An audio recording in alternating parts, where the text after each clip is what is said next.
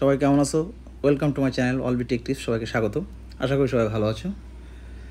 আমরা আজকে দেখব iOS 18 এ আপডেট কী কী ফিচার আসছে।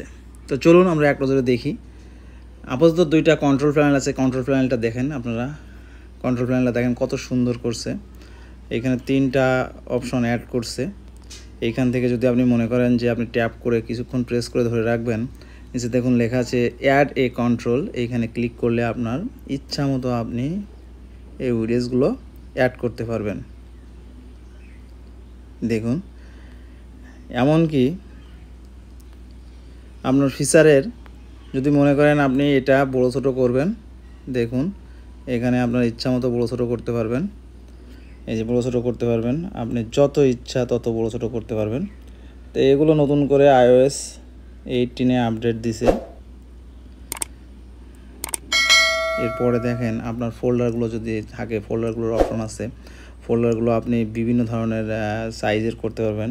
এখানে যদি এডিটে যান, কাস্টমাইজে গেলে আপনি এখানে ডার্ক আছে, কালার আছে, ব্রাইট, অটোমেটিক আছে।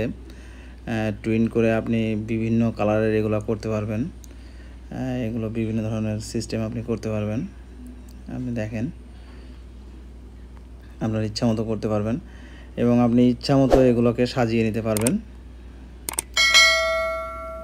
দেখুন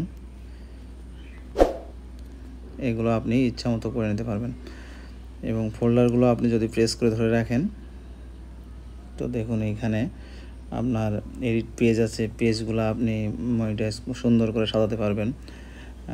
কোনো রকম কোনো সমস্যা হবে না। বিভিন্নভাবে আপনি এটা অ্যাড করতে পারবেন। তো আরও নতুন নতুন ফিচার পাওয়ার জন্য আমাদের চ্যানেলটিকে সাবস্ক্রাইব করবেন, বেল বাটনে ক্লিক করে অল করে দেবেন নতুন নতুন আপডেট ভিডিও পাওয়ার জন্য। তো ধন্যবাদ সবাইকে। আজকের মতো এখানে শেষ করছি। ধন্যবাদ সবাইকে।